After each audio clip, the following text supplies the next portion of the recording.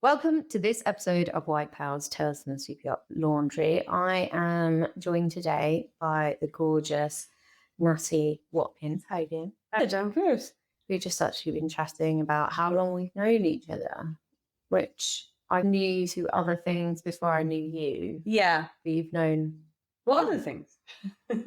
I think when you did your podcast was probably the first On your radar. on my radar. Yeah. But I know your partner. I'm pretty sure we were at her house. Yeah. Time. Yeah. You've So, known each other a long time. Long way back. Way back. Before too much evidence on the internet. I was only saying the other day how grateful I am that I grew up in a time where there wouldn't be a lot of evidence, like recordings, photos from the wild times, like teenage years. Yeah. I did get a phone probably in the last year of school, but you couldn't really take pictures. You definitely couldn't take pictures on it. When I was at college, I think you could take some really crappy pictures on the phone.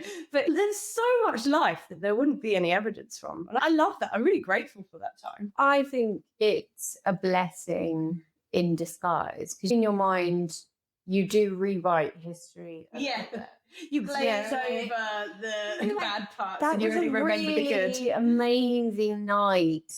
Probably forgetting some sketchy details. And just a bit rose tinted. Oh, yeah. But if it's on social media, it's there in all of its technical. And that was back in the times where you were just living the good times for the good times, not for the pictures of it. There's definitely, obviously, we're getting ahead of ourselves. You edit. You couldn't help it, especially as women. You know, that's before we get into doing filters and all of this perfect thing. You're going to start editing your life from the get-go because you'll change your behaviour. Absolutely. There'll be less dancing on tables, falling over. Do you know what I mean? The funky dance moves that we did. Yeah. And you see things that actually, talking about things from social media, but you see them going around on social media. There are videos of like festivals in the 90s and everyone's just dancing like no one's watching. And then there's videos of festivals today and everyone's on their phone. Yeah. Everyone's recording it, not actually experiencing it. It's quite depressing. I think I mentioned on previous episodes, I saw retro nights advertised like up in Manchester. What, where they lock your phone away? Yeah, so they stick a sticker to put over your camera. Oh, so they don't actually take it off? No, they take it off you. Maybe they should, but they put a sticker over it. So over the camera, just get on with it. Love it. I quite like that. You don't, at the time, when you're being crossed their minds. When I, especially as a teenager, when I would go out, my mum didn't know when I was coming home. Could be days later. No. There was no way of contacting me. There was. Once you got home, like, where have you been? Yeah. You wouldn't want to know, Mother. Yeah. And just wouldn't. But it's an interesting state of editing. And I think obviously that walks into everything. Work parties, you come on, there's tales of wild work parties, they've gone.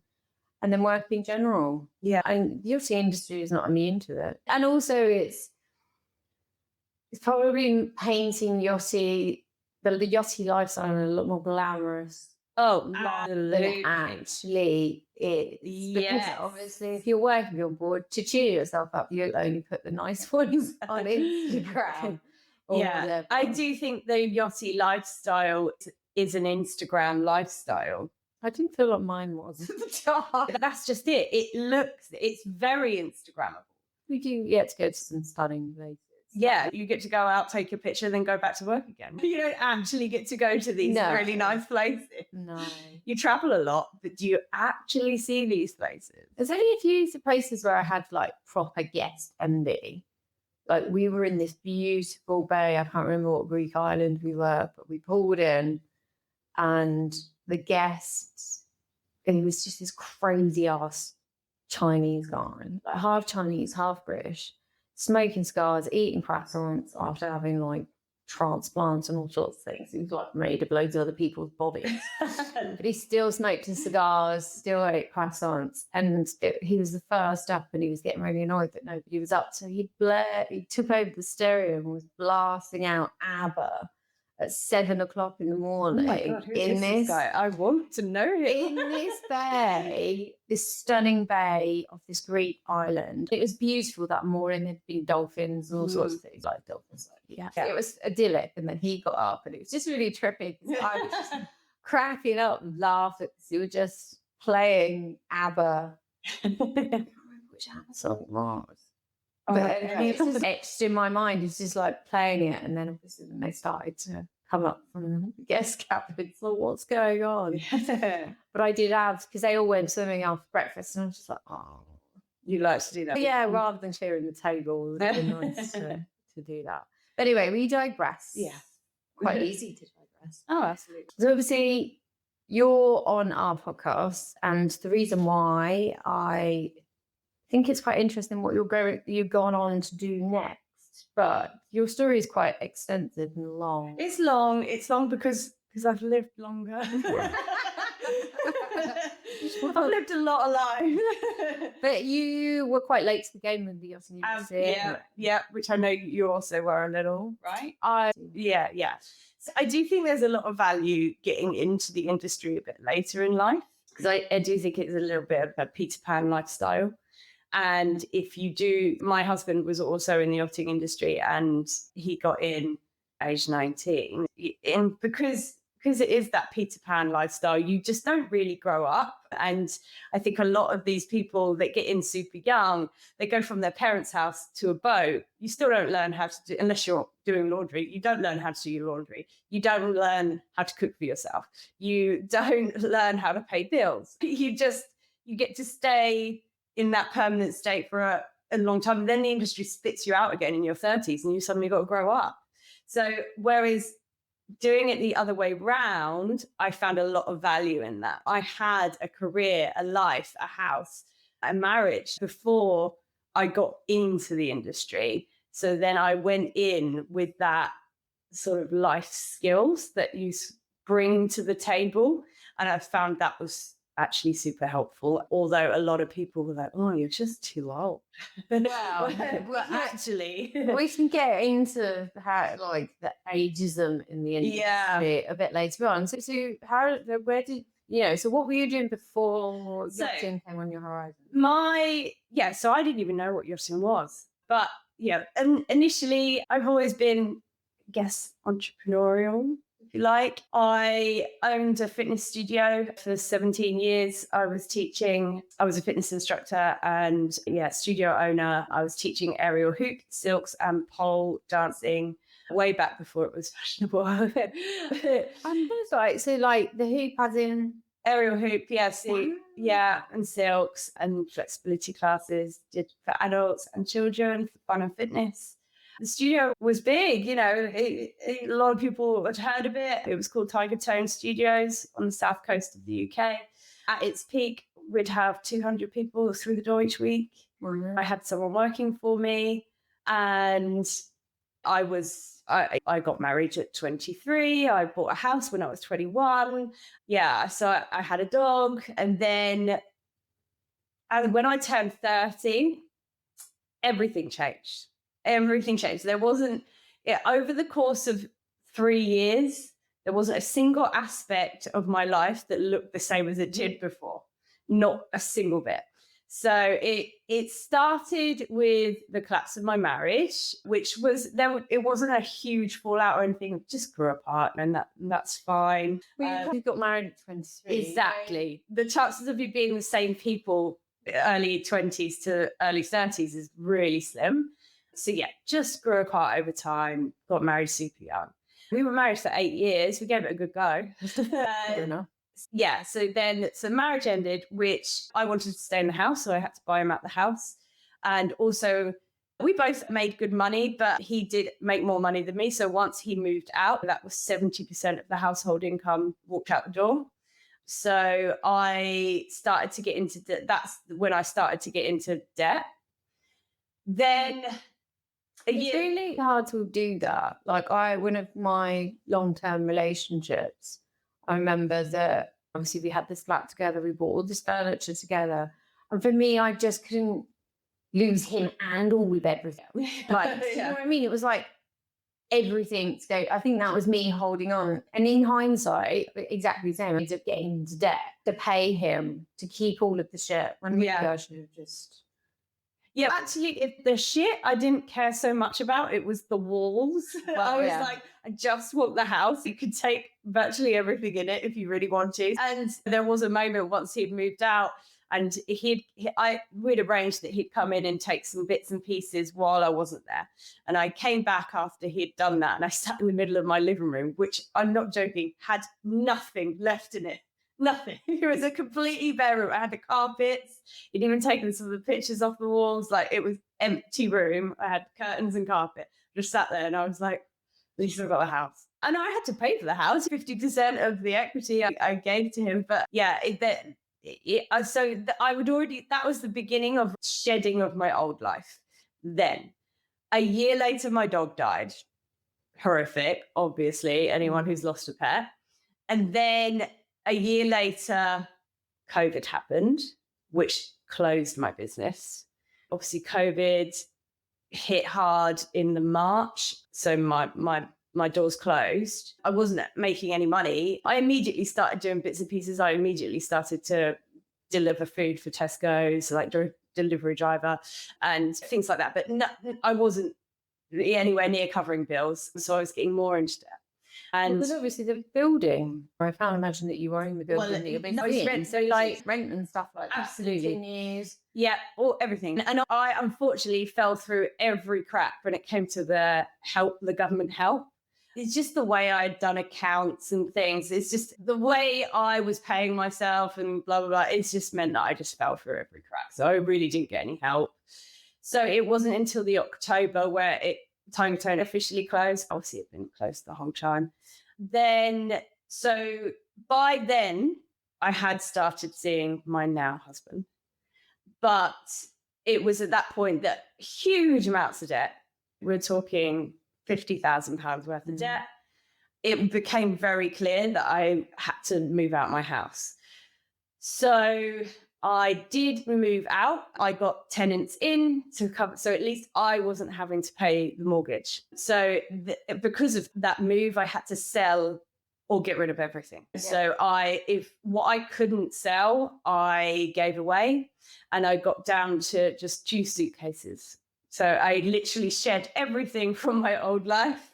I had 2 suitcases of stuff like summer clothes and winter clothes, basically. And then it was like, okay, what's the next move? And my initial thought was, let's run away. What, in your opinion, what was the hardest thing to let go of? Moving out my house. Moving out my house was the hardest thing. I didn't care too much about stuff. But yeah, moving out. And even because initially when I moved out and I got tenants in, the whole move was, I'll come back one day. I just need someone else to cover this mortgage while I get back on my feet, and then I'll move back in. But I just wasn't ready to completely let go of it. I never went back after that, actually. Yeah, but you don't know that. Exactly. I needed to do it slowly. I wasn't the type to just be like, I don't need this anymore. I needed to do it like in gradual steps, because I did fight really hard for the house when my marriage ended. I wanted to keep the house. And then only for a few years later to actually end up having to move out of it anyway. It was like quite a hard pill to swallow. It is, but like I said about that situation I found myself in, there's only so much I think your brain can cope with. Yeah. Although I was told by family members to just go back to my parents, like literally. Mm-hmm. I was already depressed. I didn't need to be any more depressed. But ultimately, like you say, it ends up being you get pushed into a corner anyway. Yeah. But I think that's a process. It happens like that.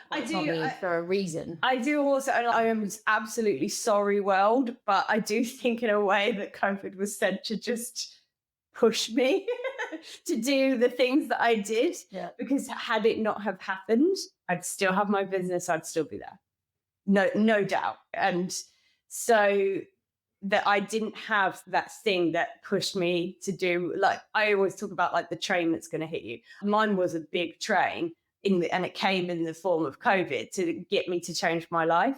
I'm so grateful for that now. But like I say, I am sorry to the rest of the world that had to experience that, because I do think it was sent to just get me to do what I needed to do, because I wouldn't have made that step on my own. I just wouldn't. But by then, so I like I say, I'd only just started seeing my now husband, and he was in the yachting industry, but he was back because of COVID and things, which gave us an opportunity to properly date and get to know each other. Mm-hmm. And I do remember he initially told me what he did, and I was like, yeah, sure. I made it no effort to find out what that really was. Didn't have a clue. And it was a few months in, and he was like, have you ever seen Below Deck? And I was like, no, what's that? He was like, it's just, he explained it like, it's not really what life is like, but it's a good idea of what I used to do, or like what I do. So he put it on, and I was like, oh yeah, this is like the best kind of shit TV I love. Yeah, that you could just binge watch. So binge watch one of the seasons, and I was like, oh, this is what you do. I had no idea that this was a thing. Like I said, he'd said about it, but I was just like, oh yeah, he worked on boats. That's as far as it went in my head. People don't really get their heads around it very easily. Yeah. So then, and at this point, I was all up for just running away anyway.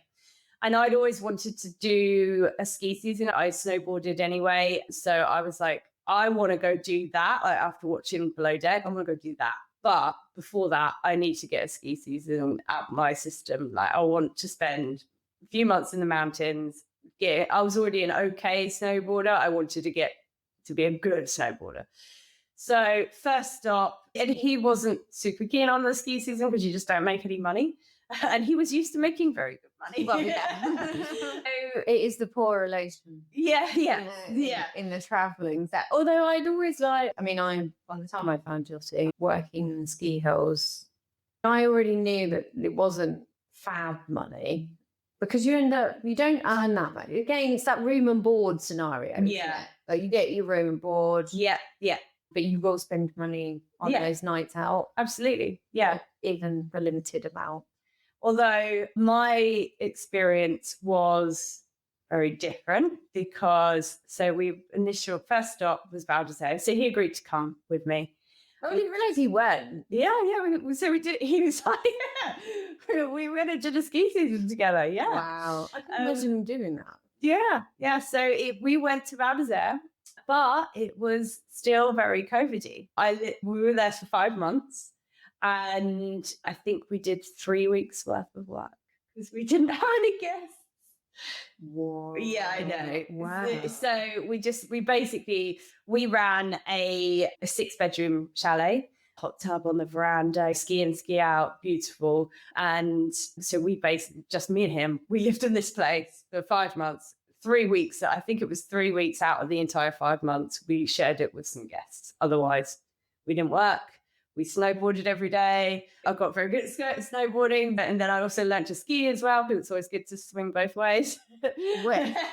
Although I have to say, I did try, but I just didn't have patience. I tried snowboarding. It was just too long on my ass. And I'm like, do you know what? I'm just going to say I'm a skier. Yeah. So I'm a snowboarder that can ski, and he is a very good skier that can snowboard. It just means that you can pick and choose. I'm not an amazing skier. I can get down a mountain alive.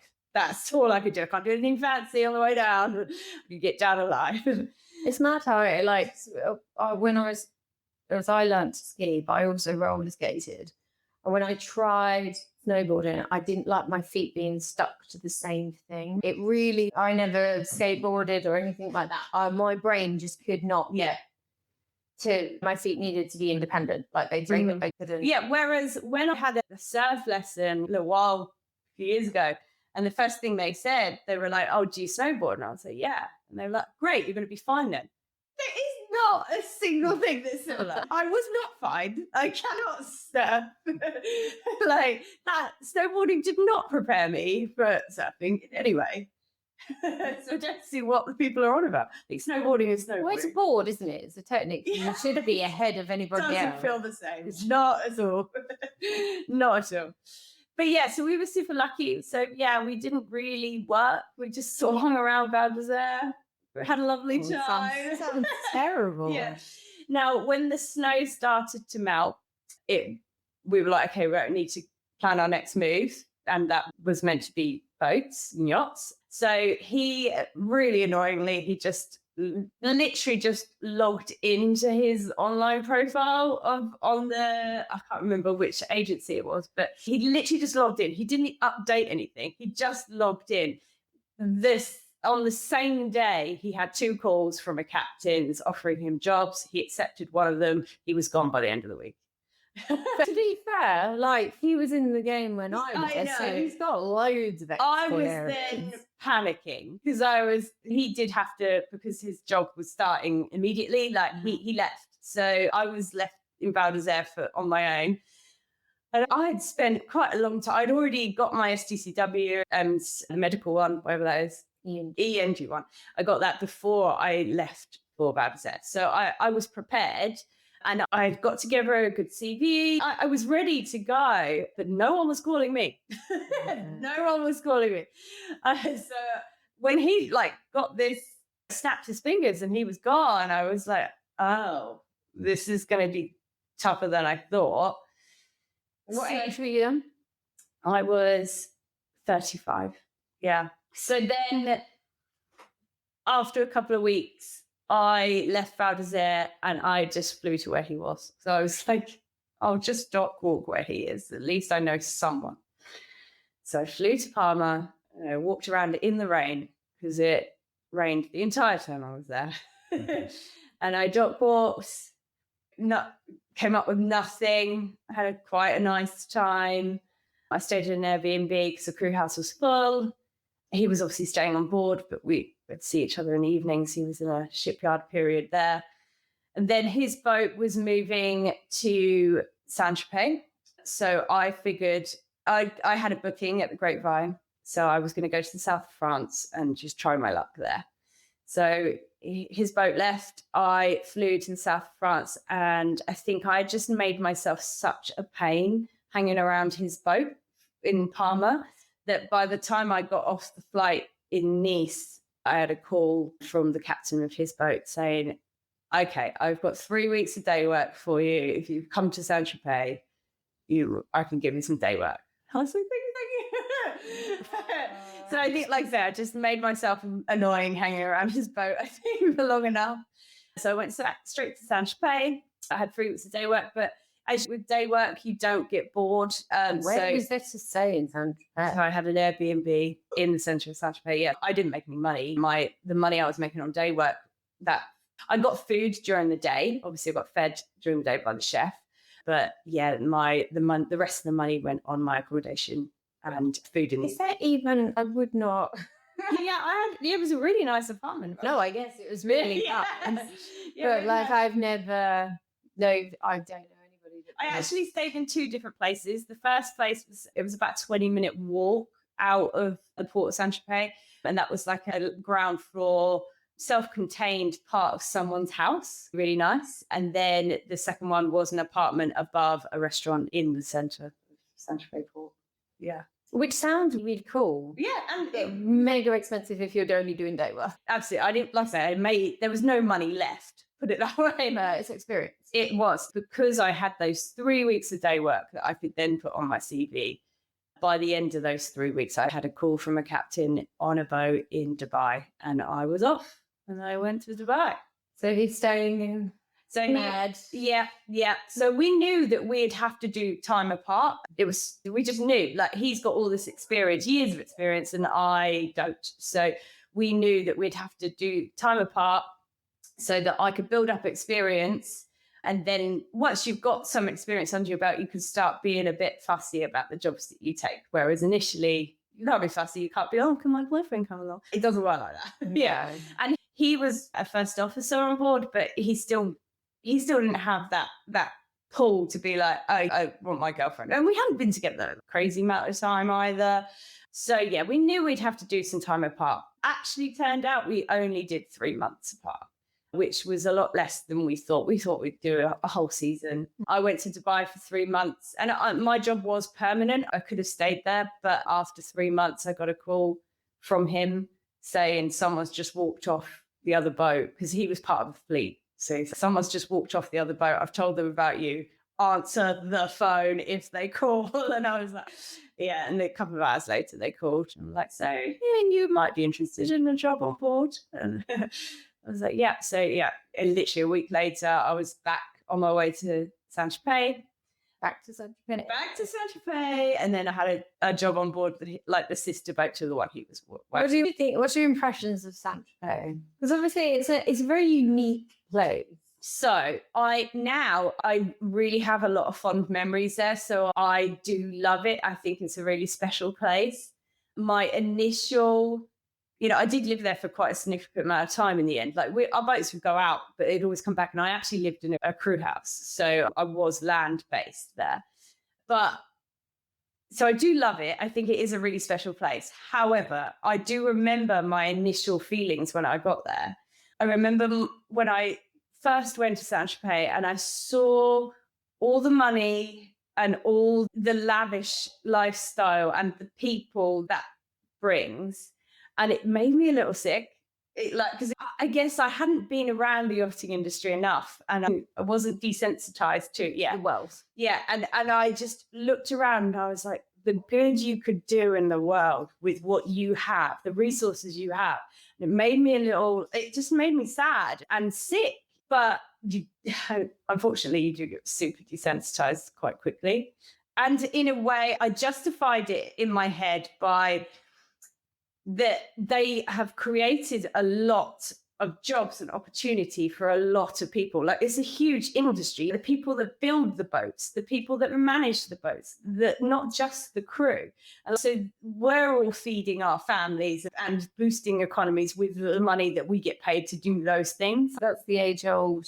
That discussion, regardless of whether yachting exists or not, is the structure of our world. There is always the wealthy, the powerful, and then everybody underneath. Yeah. It is an interesting thing. It's a friend of mine's asked me to go to India. Yeah. And I want to go, but that's the other end of the spectrum. Yeah. I've had friends come back from India and to see that kind of poverty, that kind of suffering, it's the other end. Yeah. And then obviously you go to somewhere, it's just more money's just dripping off everybody. Yeah, it's super interesting subject. My good friend, we've been friends since we were 4. She's born in London, but her parents are from Sierra Leone.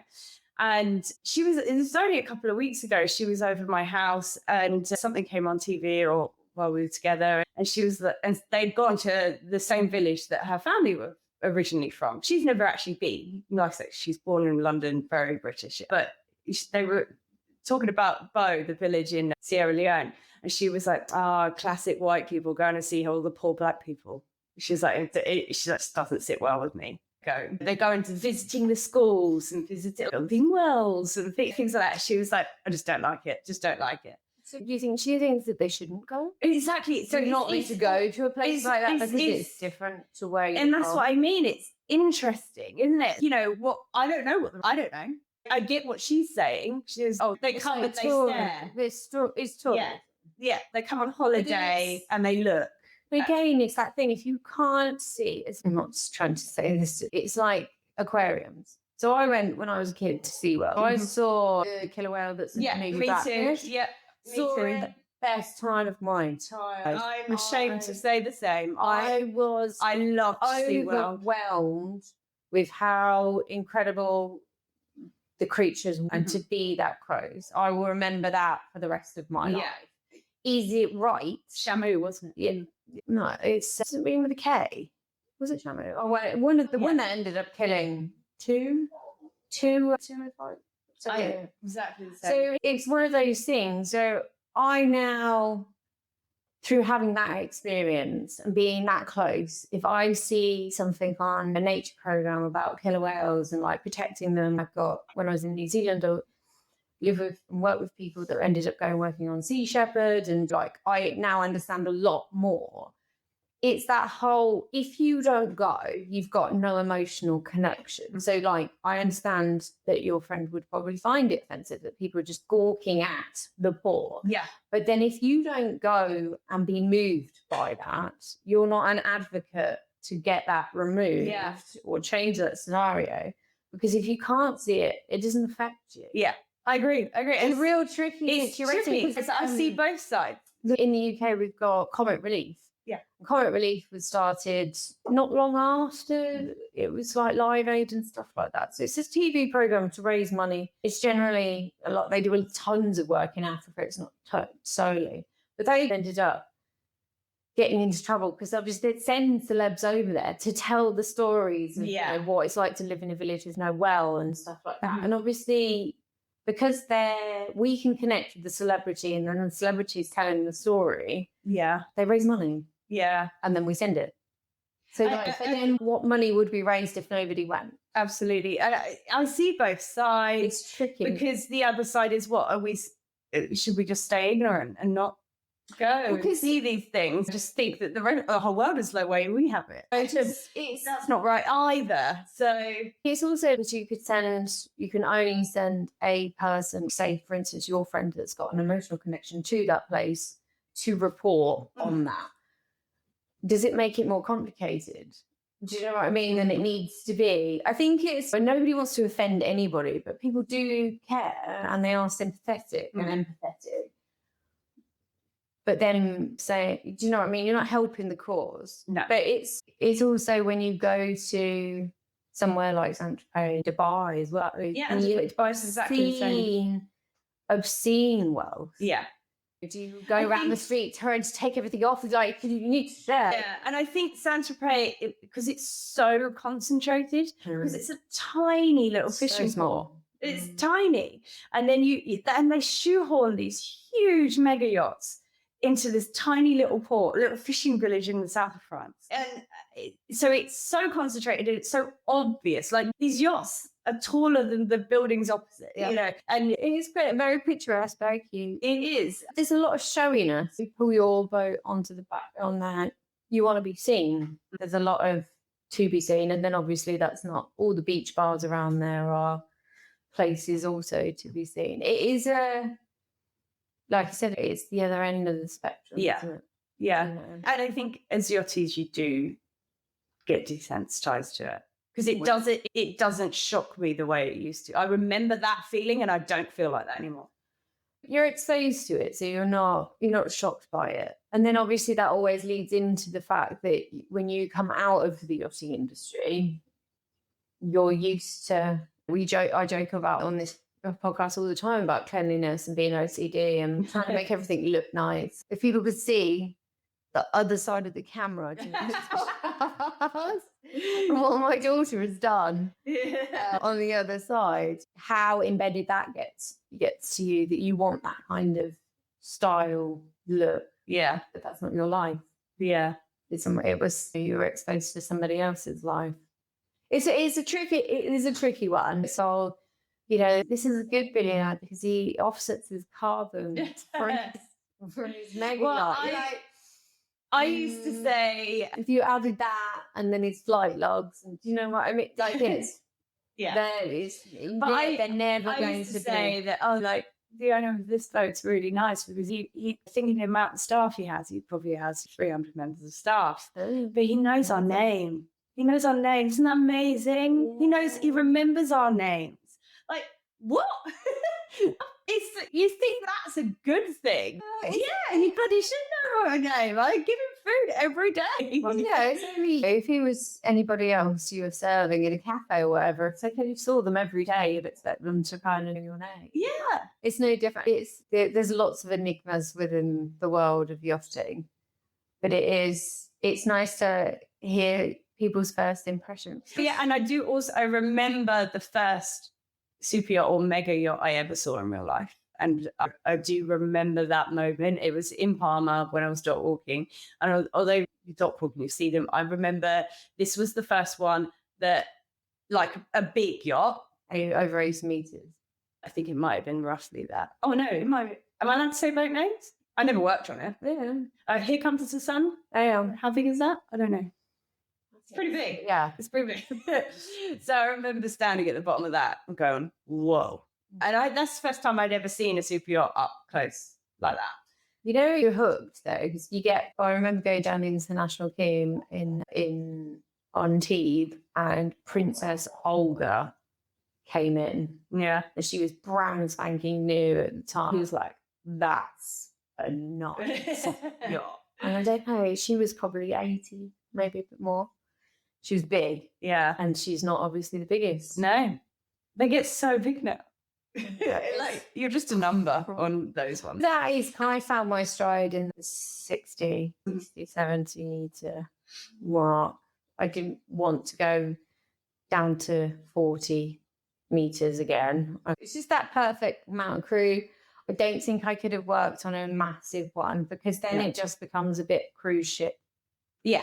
Because once you start putting in rotation and everything else, like, it is literally like working on a cruise ship, which suits some. Yeah. But I think that closeness. I had an eclectic. So I think the biggest I worked on was 99 meters. But then the last job we had before we left, we went onto a small boat because he went in as captain.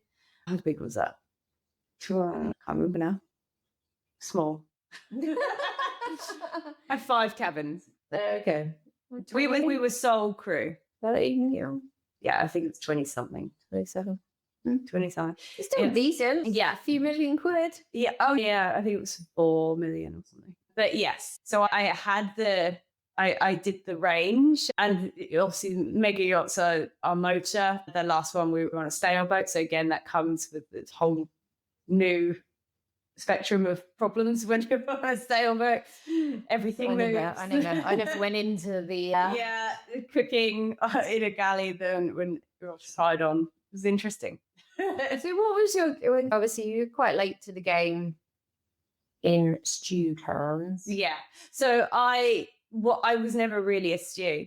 I am a terrible cleaner. Terrible. Absolutely terrible. You didn't put that in the CV though. So initially I wanted to be on deck. I'm an outdoor girl. I like camping. I like snowboarding. I like being outside. No, so the thought of me being trapped in a laundry room, like, I would rather hang myself. It's a bit extreme. Yeah. It was just like, I just don't think I would have coped. I would have withered away and died. I needed to be outside. So I was like, I want to be on deck. So I went to Flying Fish on the Isle of Wight, did my deckhand course. I was the only girl doing the deckhand course. And then when I initially went out and I started dock walking, I got told by 2 different captains of different boats that I should stay in my lane, be a girl, be a stew. And I was like, no, not for me. So I started to get really disheartened, and I thought I might have to start to compromise somewhere. And then and how it initially came about is my CV was very deck orientated, all about being outdoors and doing like I said, trained at Flying Fish to be deckhand. And I was initially walking around this shipyard in Palma, and a guy, he was on board the boat that was on a dry stack, so he was high up, and he leant over and he was like, "Are you looking for work?" And I was like, "Yes." He was like, "Can you cook?"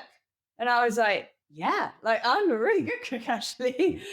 He was like, "Come on up." He gave me an interview and he offered me a job of chef on this sailboat. I did consider it because I had no other offers going. But after talking it over and the itinerary and the other people that were on board, I just didn't think it was going to be a good fit. And I didn't want to accept it just to leave them in the lurch a few months later. Yeah. So I didn't accept that job. But it was at that moment that I was like, yeah, you know what? I can bloody cook. Maybe this is where I compromise. I don't think I even changed my CV, but when I got that call from a captain from a boat in Dubai, it was for a cruise ship. And he had decided that he liked the look of me and thought I'd be a good cruise chef. Because like I said, my CV didn't really hint to that. So yeah, I took that job and I went out and I was a cruise chef. And from then I was chef the whole time after that. And when we got the job on the smaller boat where he was captain, I was chef. But because it was just me and him, like that did mean that I would have to change some beds and clean a bit. Yeah, which was not my favorite part of my job at all. But it did also mean that I was outside a lot because it was just two of us. So he would come in and he would set the table, for example, while I was cooking. And so you'd get to do a bit of everything. I think if I was solely inside just cleaning, I wouldn't have survived at all. It's just not, it's just, you just have restraints and that's not what I am. Super tidy and I always have been. I like almost to the point of OCD, like I will piss people off. And I've also lived on my own as well. So I am used to like where I put things down is where I expect them to stay. So like when I come back, they should still be there. Right, yeah. And then so I will like slightly move the remotes so that they're in line. I'm that kind of, I'm super, super tidy, but actually cleaning is not my thing. But I can cook, so I got away with it. that's one of them. I can plump your pillows. It's not many people that have a joy in cleaning, to be honest. I think some people really like it. I do making things, but then people come and wreck it. You know, it's one of the problems with this house. And then you just give up in the end, I guess. So I really like it when my husband goes away. Yeah, that's what I mean. Because then my house just stays the way that I want it. I do think there is so much. I think it's really important. I'm sorry if you're not one of these people, but I think it's really important that everyone lives on their own at one time in their life, because you do really learn how you like things without the interaction of anyone else. Yeah. And then you have to learn how to compromise, which is really sucks. Yeah. But so you were late in. When did you start thinking about leaving? So I think it's down to my partner. I guess I'd had my experience. I'd had a really nice time. It was quite short-lived, only a few years, but I'd really enjoyed my time. And I got back on my feet. I cleared all my debt. Yeah. That didn't take very long at all. Once I was yachting, it was like, great, clear all the debt off. I could come back to the UK with a nice clean slate and I could sell my house, which would then give me a deposit for another one. Like I was in a really good position. So it had served its purpose. I had done what I wanted to do. I traveled and he had been in the industry a lot longer. And I think he had got to that point where he was like, I just want to go home. He's got two sisters that had a kid each, and we'd come back for visits and they wouldn't know who he was. And I think that was tough for him his nephews to not know who their uncle was because he was never around. So I think he was just getting to that point where he's, I want to settle down. I want a house. I want to be, roots. Exactly. And because I had a whole life, and luckily we are from the same area, so I'd had a whole life before all this. So I've got friends, real friends, and family as well in the exact same area. Although I went gallivanting for a few years, my friends still stood by me. Yeah. So I've got something to come back to. All my friends are not surrounded, not in the yachting industry at all. They're all, unfortunately, they're all in this real small pocket of the world. It's a blessing because it's one of the things that's quite lonely when you come out of the industry. Because your friends, your really good friends, most of the time live all over the planet. Exactly. And so I do feel like to come back was super easy because I just slot right back into my friends' groups and things. The only trouble was the work situation. It's okay, now what? What am I going to do? Yeah, I honestly didn't have the strength to open a studio again. And I really didn't. I felt like that would be going backwards to do that again. There was a whole chapter of my life that I absolutely adored. And I have such fond memories. And it was an amazing chapter. It's time for the new one. And I felt like once I announced that I was coming back, everyone was like, oh, you can open a studio again. I'm like, no. No. And sometimes I wish, sometimes I think, oh, it would be nice. But it is only a fleeting moment that I think that, because I think it would spoil it, because it was so amazing before. If the world, obviously, for those of you not in the UK, if it was good for business in the UK, you could be lured into it, but it's not great for any businesses. No, right it's now. still definitely not risky. the time to start a business. And having been from a successful career, and me and my ex-husband, we were on track to be finishing our mortgage in the next 5 years. Having to be in such a very comfortable position and then to lose everything and go completely the other way and be in a huge amount of debt with no way of paying it back, and to claw back from that is, I don't want to risk doing this again. No. I can't do it again. Before I left, we officially left the industry, it wasn't a last minute decision. It wasn't like, we're done, walk away. There was a planned step by step. So a couple of years before we left, I started studying and training around work from abroad to be a functional health practitioner. So it works alongside a medical model. It's designed to get to the root causes of issues. So you go to the doctors, they'll treat your symptoms, but what I do is I ask, why did you get that in the first place? Let's address that so it doesn't happen again. And it brings everything together. So you go to the doctors for this one thing, but he hasn't asked, 2 years ago, you had this other thing. They're actually connected. No one's looked at that. I would. So it's bringing everything together. And because of my career before as a fitness instructor, I could get people fitter and stronger, sort out their nutrition, and maybe they'll lose a bit of weight. I did all that before, but actually they were coming in with chronic fatigue or ME, and I wouldn't know how to help them. I do now. And so it ties everything together for me. And the fact of working as a chef and seeing how food is crucial. People, when I would cook for people, they're on holidays, there was no holds barred, but it was just free for all. But seeing if someone was staying for a few weeks, they'd say to me, oh, actually, I haven't been feeling great because of all this alcohol and all this food. Maybe if I have this. So yeah, I can do that. Or I can offer some little bit of advice here and do this for you. And they're like, yes. And then they get better. I'd be like, the power of food. And then all my knowledge about the human body from before. And then I found functional health. And I was like, oh, this ties everything together. It ties lifestyle, food, nutrition, exercise, movement, muscles, body. It ties everything together. And now it makes sense. So I trained in that while I was working abroad. And then what that would look like when I came back, I didn't really know. And I think I didn't really decide straight away. We left our boat in the May. We went on lots of holidays, like back-to-back holidays for a while. There, we didn't buy a house to live in until the July. Even once we bought it, we were away a bit. We weren't really in it. Then we renovated it. And so I think it was, probably November when I was like, okay, need to actually earn some money. Start working now.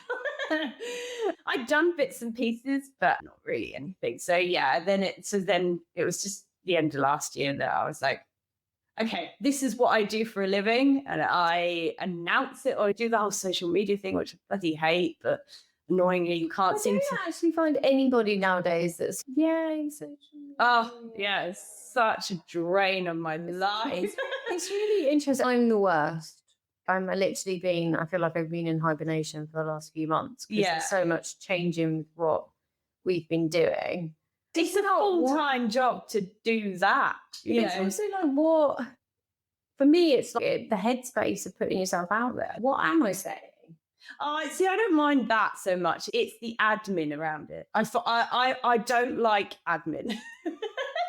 I don't like, if I can outsource something, I will. Unfortunately, I'm not in a position where I can outsource entire social media right now because of cost. But if anyone wants to do it for free, give me a call. First. It's the actual admin side. Speaking on camera or, just putting some content, like just getting the content, the raw content, fine. What I do after that, and then all the writing and the post, when to post, who are you trying to get? I just don't care. But But it's so hard to have any sort of business without it. No, you've got to. It's part of the functionality. Because even when I had my studio before, I didn't really feel like I had to do the whole social media thing because people did it for me without even knowing. Like my clients were my advertisement. So they would come, they would take their pictures, they would put them on their social medias and tag Tiger Tone. And so it went. Yeah. I didn't have to do anything. They did it all, especially when you get into a huge amount of football. And that spreads. It's so easy. I don't know. All I did, I spent most of my time reposting. That's all I did. That's the most amount I had to do with social media before. So now you're back and you're both back. Both back. So was it conscious that you both jump at the same time? Yeah. Yeah. We were sticking together. By that point, we'd got married. And I guess we leaned on each other. Coming back is we have nothing. He didn't have a house before. He's been in this yachting industry. So he didn't have the stuff or a house, and I got rid of everything. So we're starting from scratch. Yeah, I mean, it's difficult to be a bit later in life and be like, oh, I don't even have a bed. Like, we have nothing.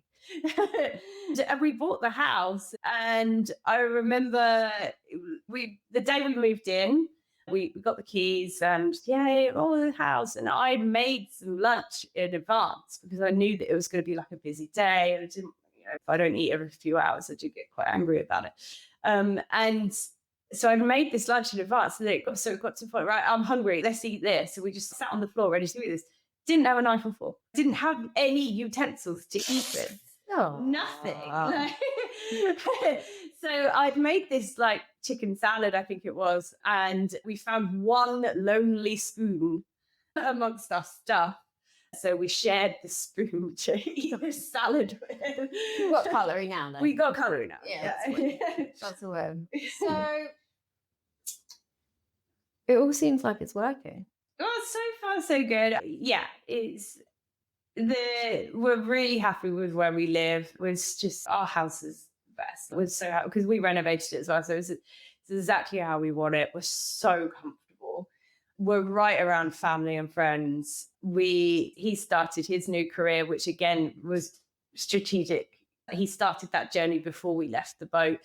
So that's going well. And then mine, I was a little bit behind because I'd spent quite a few months once we got back to the UK not doing anything other than going on holidays. So yeah, but it is going in the right direction. I could definitely be busier, no doubt, but it is working. And we have some really nice plans for the future. And so I just think we're so happy now. And people say, all the time, people say, don't you miss it? Especially when it's a rainy day, like a grey British rainy day. They're like, don't you miss it? And I'm like, no, I actually don't. And I'm not saying I won't ever miss it. There are things, I look back at pictures and I'm like, oh, that was a lovely day. I can look back at lots of things and think how amazing they were. And I don't miss it yet. But you could ask me in a year's time and I might say something different. But no, I don't miss it. I miss the salary. That's probably about all I miss. I could really do with that salary. Yeah. But you didn't have that much time to spend it. No, you didn't have that much time to spend it. But no, it was there is my addiction to packing bags and buggering off started like when I was 19, and it only got worse. So I miss the travel. Yeah, just the packing the bag and interestingly off on your own. Interesting, that's the bit I don't miss yet. We traveled so much. And so we were averaging like 9 countries a year. I think last year alone, I took 20 flights in a 12-month period. And it's just meant I'm constantly living out of a suitcase for years. And it's incredible the amount of flying that happens when you work on a boat. Yes. There's a lot of flights.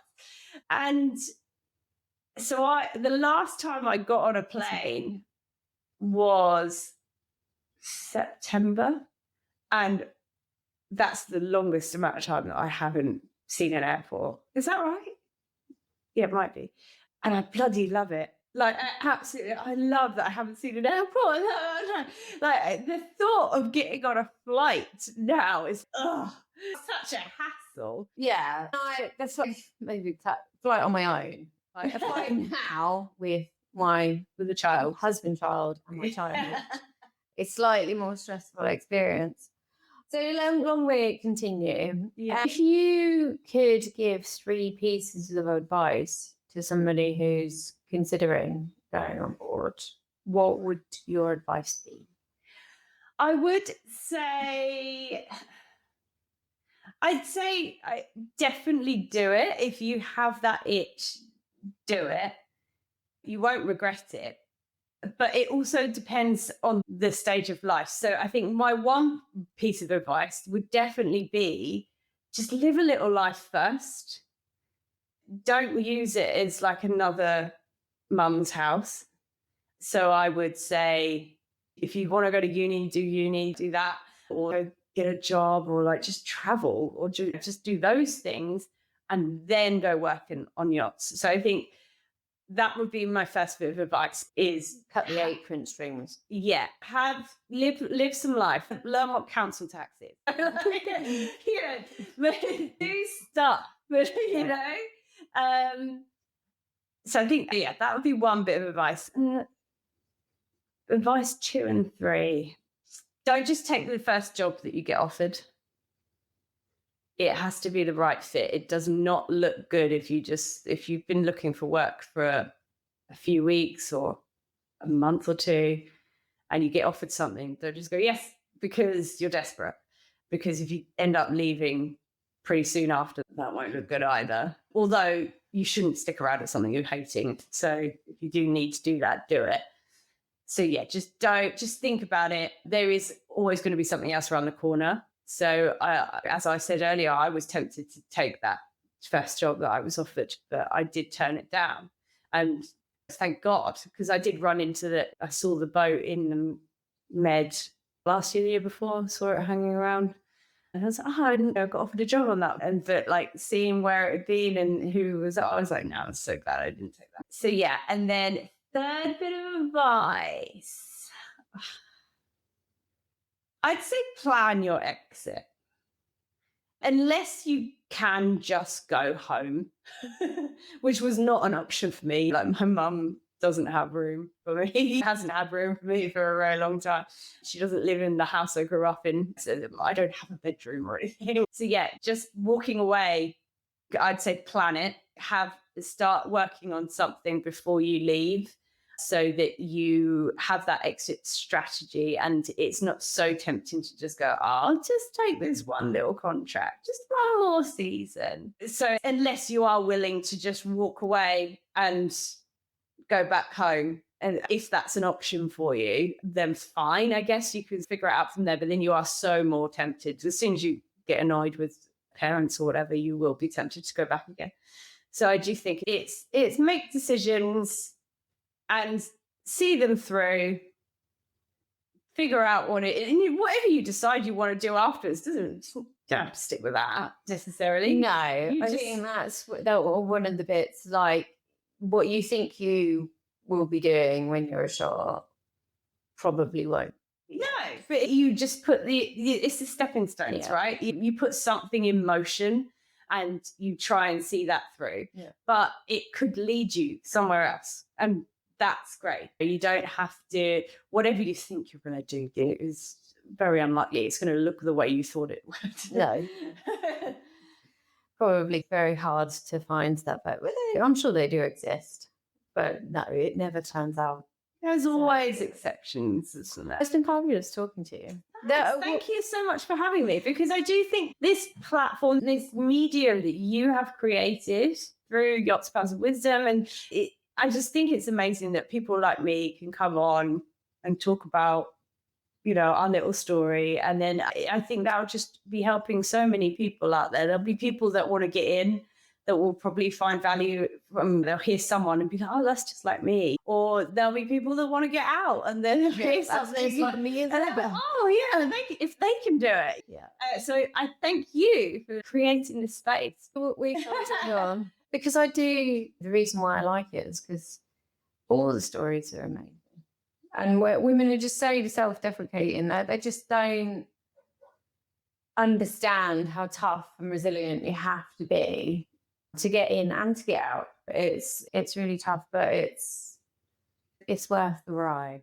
Yeah, and I think I said that to you in a text, didn't I? Like, my story's like full of determination. Because what's the alternative? Exactly. You have to truck on. I found myself with like nothing and in a huge amount of debt. What am I supposed to do?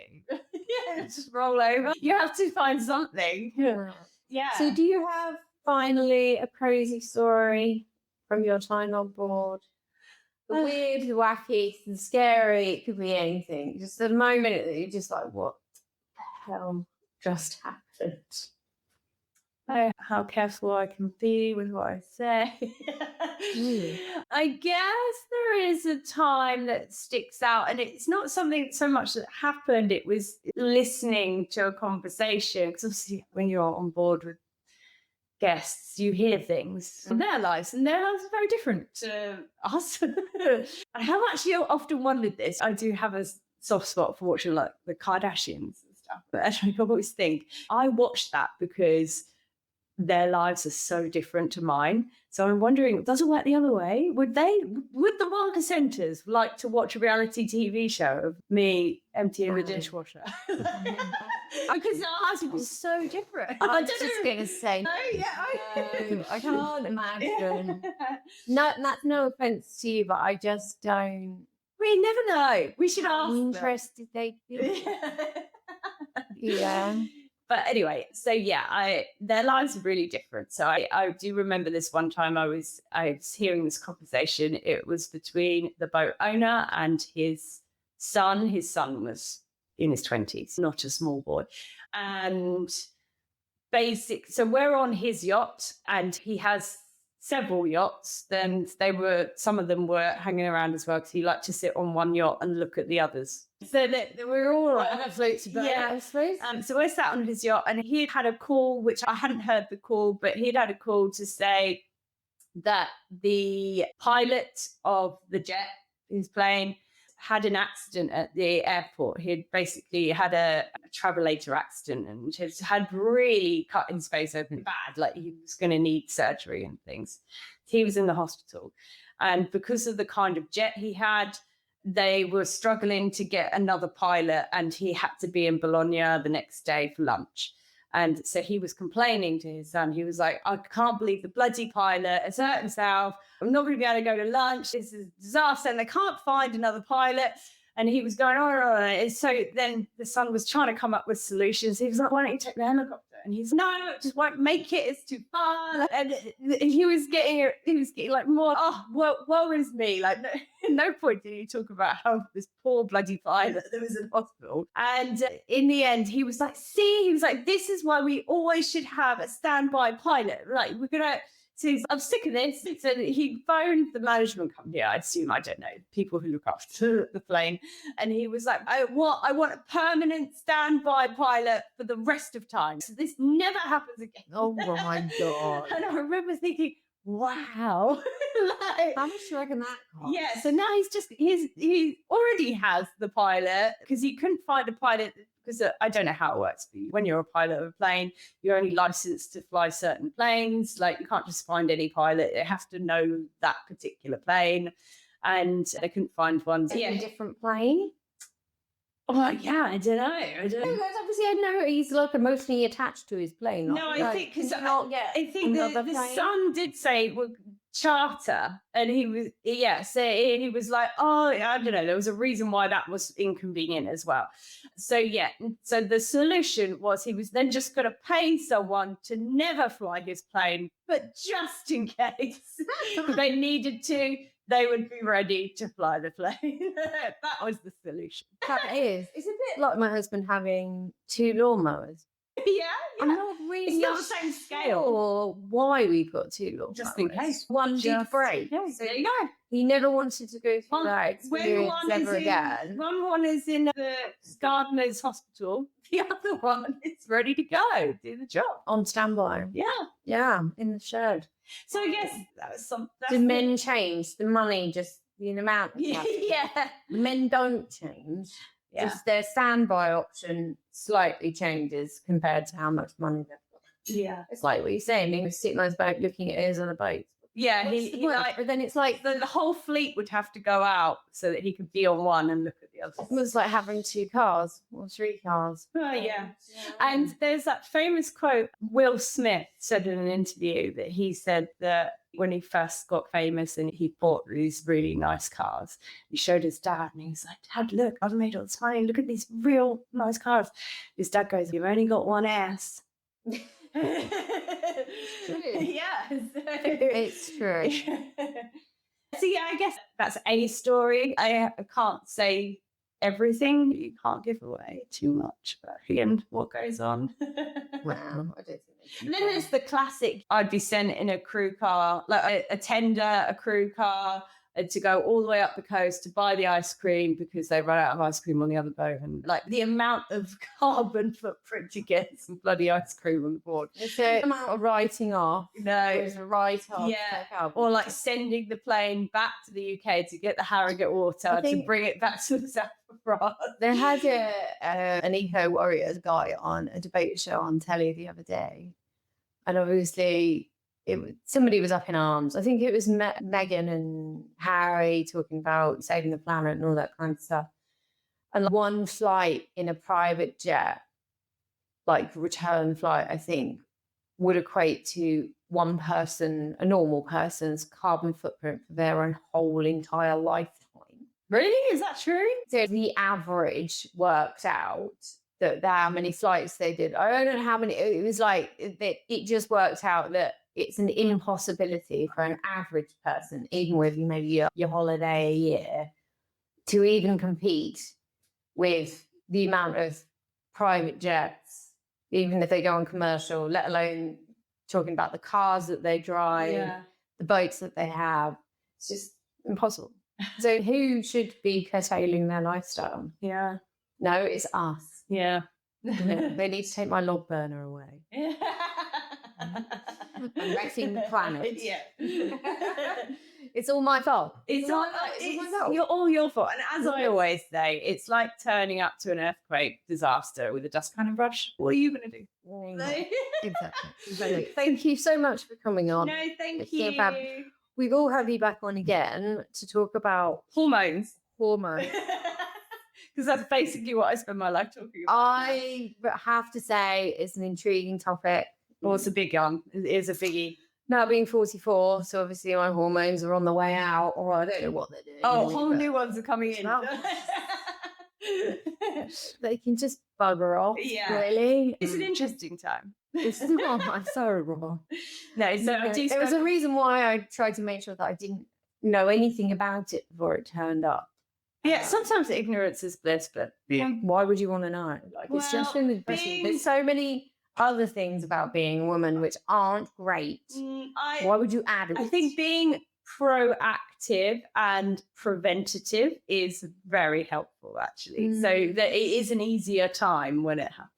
And there are we can things save that joy for the next Yeah, episode. I could teach everyone how to collect your progesterone points. So. I should be drinking wine during that. Yeah. But yeah. I'm not doing it sober. No, fine. No. But yeah, I do spend most of my time talking about hormones now because I can't wait. Yeah. I'm so excited. I'm so excited about learning about where my hormones are going. If you have enjoyed this episode, dear listener, we've got obviously lots of episodes already recorded and we've got many more coming along. Thank you for listening. Our website is under construction at this moment. We're going through a little bit of a revamp, so we will have a lot of resource on there. Obviously, Nat's details will be in the bio below, but we'll allude to what she's been up to a lot more in our next follow-up episode. So until then, have fun, and I will be back soon.